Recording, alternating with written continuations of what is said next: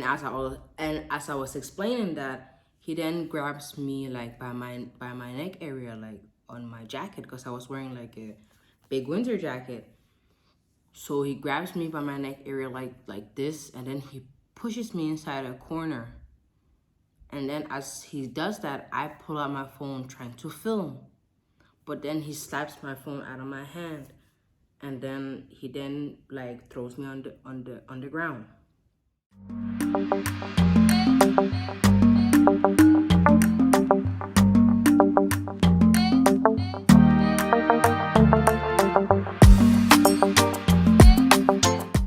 What's up, guys?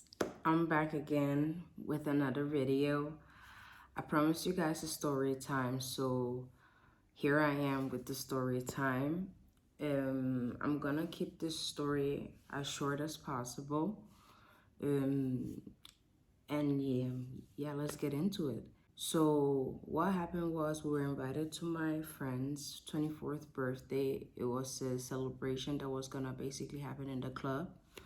But before going to the club, she wanted to go to a bar. She had booked a table at a bar where we got a couple of drinks. So we went there. The vibe was nice. The vibe was good. The music was good in there as well, to be honest.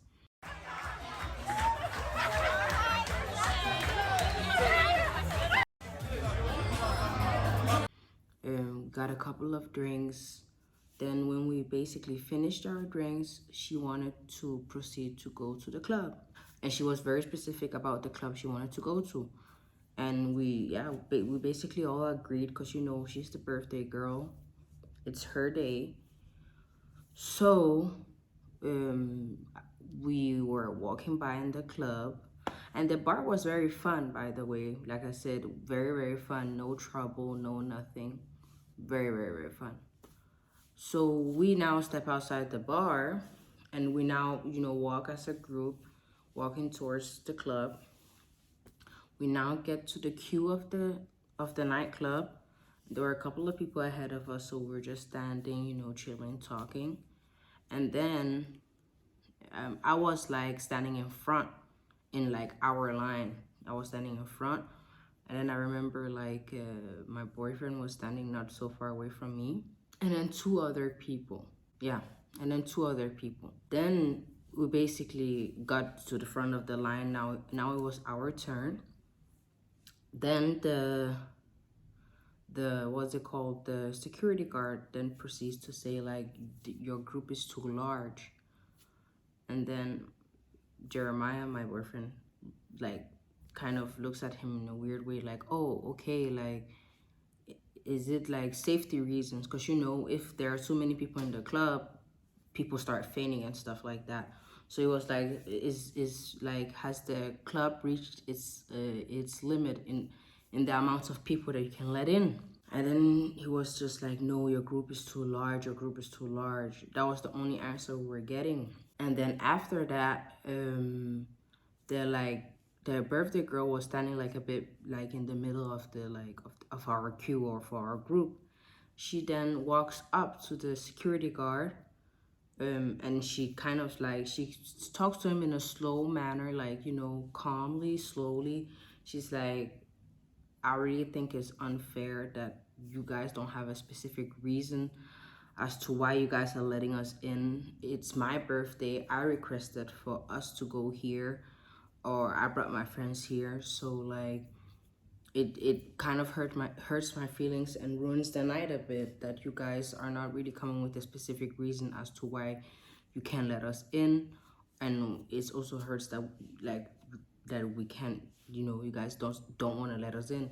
None of us are too young to get in here or anything.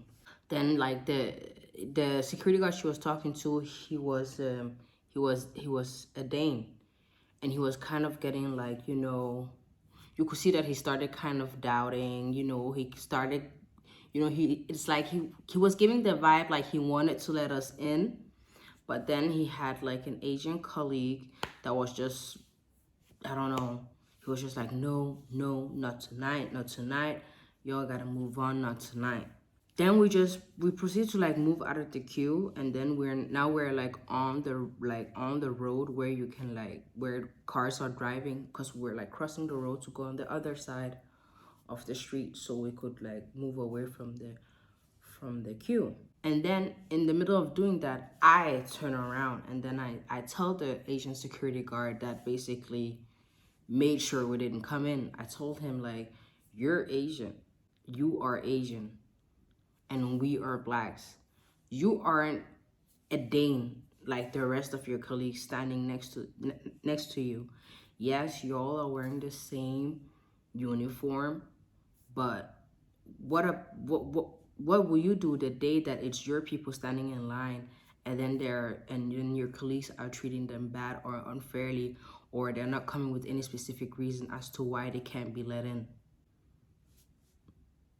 And how are you going to be treated as a coworker? How do they treat you as a colleague? Like, do they also just discriminate you, or you know? He kept quiet. Then we just we just kept like leaving the area, and Jeremiah and I were walking like behind, because like people just started walking ahead of us. People were like more in a hurry to say, or we were just slow. And then we're just walking behind a bit, talking a bit. We're a bit discouraged. It's like it's not a good start when you go to the first club and they're denying you because of your skin color. And we knew that it was because of our skin color, because so many of us have experienced it on different occasions. So we're just walking slow and talking. We're just like, yeah, nah, it sucks, man. And I was just telling him, yeah, we should just try to go to another place where we know that the chances of getting in is good, and we should just find a place where everybody can get in, because the age is also like very different in the group. Some people are 21, 22, 23, 24, 25. So we cannot all necessarily like get in the same place. But I was just telling him that we should just try to continue, and we're trying to like we're walking slow, thinking of a place to go to and so on. As we were walking, there's a police car that pulls up, and then they walk up to us, both of them, and they're like, "Yeah, it's social security number and name." And we were just confused, because we were like, "But why?" Yeah, but when I'm telling you something, you have to listen. And then they kind of like separated Jeremiah and I, because we're standing close to each other. So one officer started talking to Jeremiah, and like another like a bit away from me and the other officer. And then the officer I was talking to was just like, yeah, social security number and name. Then I told him, but what's going on? What's happening? What have I done? Like, what's going on? Why? And why do you want my information? He kept like saying the same thing: social security number and name. I told him, I do not understand why I have to give you my name and my information. I do not understand why you were called here. I do not understand what's going on. Then he just started yelling. He was like, yeah, but if you don't give me your name and your social security number and so on, then I have to take you to the station. And mind you, this is something I learned after, but actually you're not obligated to give your social security number. You're obligated to give your date of birth, like your birthday basically, and then your address and your name. You're not, you're not obligated to give the full social security number. You aren't. But then he started yelling like, yeah, if you don't want to give me your information, I would have to take you to the station. Then I said, but I don't understand like what's going on. And as I was explaining that, he then grabs me like by my neck area, like on my jacket, because I was wearing like a big winter jacket. So he grabs me by my neck area like this, and then he pushes me inside a corner. And then as he does that, I pull out my phone trying to film. But then he slaps my phone out of my hand, and then he like throws me on the ground.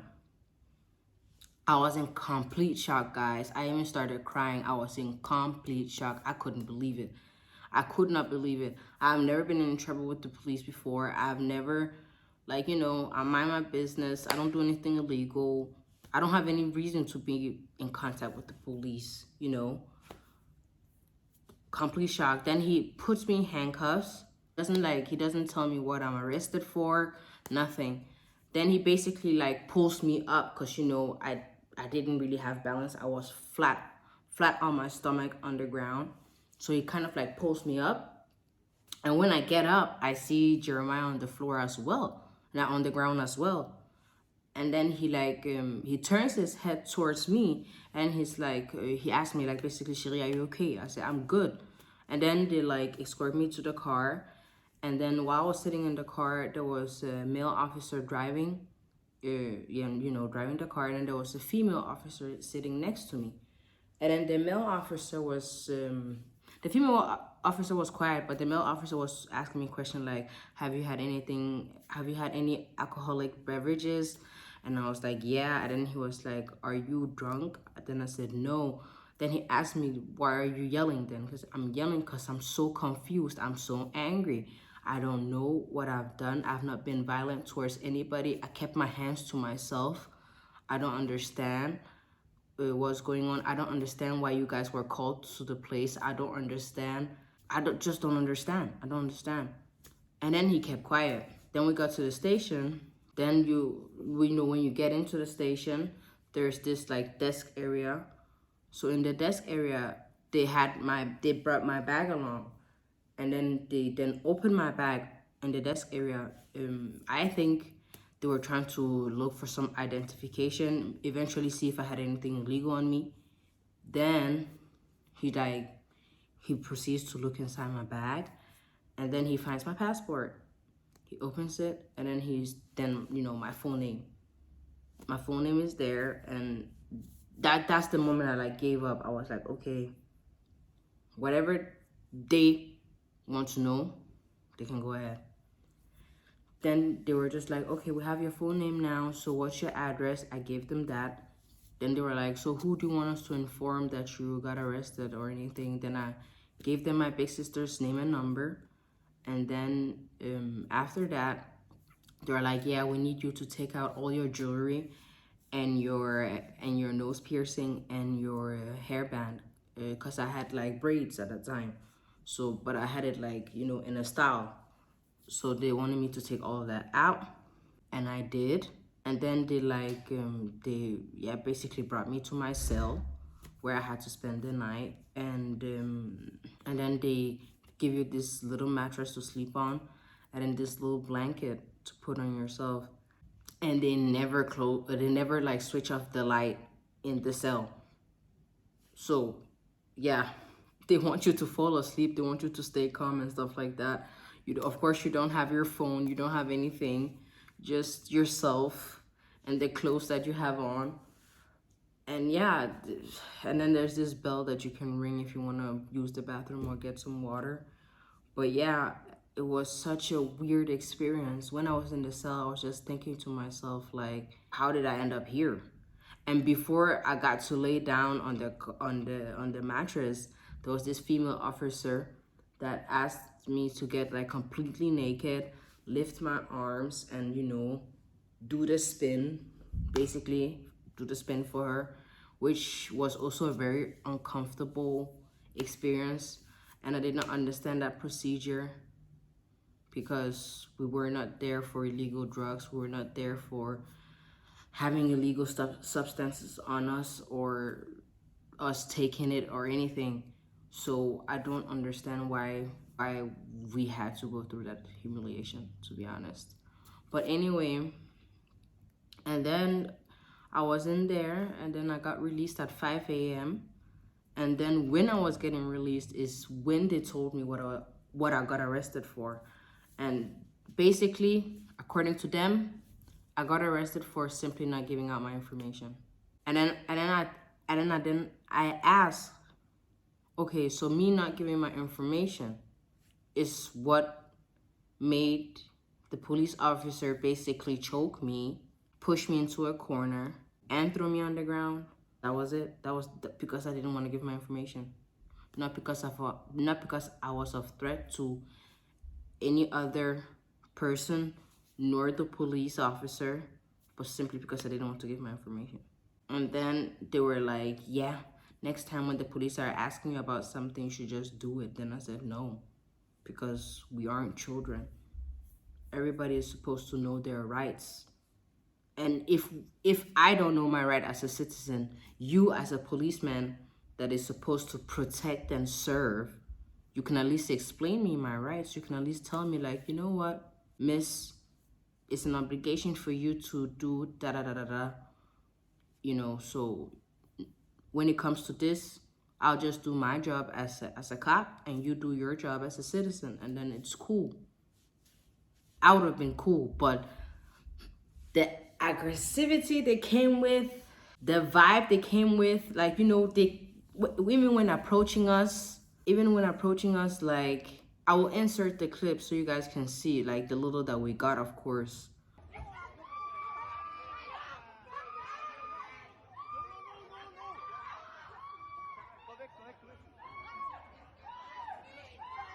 But even when approaching us, they were approaching us like we were criminals, as if we were like caught on CCTV doing something. And I wasn't doing anything. If me turning around telling the Asian security guard that reminding him that he's Asian, because we are obviously getting discriminated. We're obviously it's obvious that we're not getting in because we're a group of 10 plus black people. And I feel like it's not that deep for me to turn around and remind him, like, yo, bro, you Asian. Like, you're not Dane yourself. So it's not cool. And one day your people are gonna stand in line and they wanna get into the club as well. If that's my crime, then they should have just told me. Because at this point I'm pretty sure it was the security guards that called the police, of course. And it was just, yeah. It was just the whole birthday celebration, honestly, it became an absolute mess. And I genuinely felt bad for Cynthia for a long time because, it was supposed to be something chill, something, yeah, we're supposed to have fun. But the reality is, you don't go outside thinking that, okay, I'm not getting into the club today because I'm black, or I'm not getting into the club today because I've decided to hang out with all my black friends today. So because all of us in the group are black, we're just not getting in, or we're not gonna have fun. Or that's not the mindset I went out with, at least. But now I'm very conscious, especially in this city that I live in. I do not live in the capital, Copenhagen, so things may work differently. But I am very conscious of it now, and I am very discouraged about going out and going to the club. I don't really feel like it. I don't feel like doing it here. I feel like doing it in Copenhagen. I feel like it's even better. The music is better, to be honest. And also the vibe of the city is just kind of off. It's like off. It's weird. And I also don't really trust the police as well. I felt like, as trained policemen, they handle it so wrong. As people that have been trained to deal with people in all types of situation, I wasn't even drunk, but imagine if I was drunk. They should be able to, like, normally, at least I hope, they're trained well enough to be able to communicate with somebody that might be a little bit drunk, or they might not be completely themselves. I wasn't even drunk, and yeah, it was very violent. It was very, very violent. And for a good couple of weeks after I got arrested, or we got arrested, every single time I saw a cop car, I was just looking at them like, I was just looking at the cop car until it was gone. Like, I don't want you guys to approach me. I don't want to talk to you. Don't come close to me. I don't like you. Please. Because, my last encounter with the police was just horrible. Uh, and it's just crazy to me because there are actually like criminals out here. There are people that are hurting people. There are people that are a threat to society. There are people that, yeah, I don't know. I don't know. I just thought it was weird that it was me. I was peaceful. It was just a weird experience because I hadn't done anything. I was the one who was treated the most violently. Meanwhile, I was the one who was just keeping my hands to myself. Like, the officer is a male, I'm a female. I know that if I just try to push him or something, it's gonna be a very dumb situation. I'm gonna do some. I've put myself in a very dumb position. So I didn't touch him. I didn't do anything. But I'm a very peaceful person. So I was in I was I was in shock for many days. I just didn't understand how it escalated. I don't understand how I ended up on the ground. I didn't understand how I was ended up in the cell.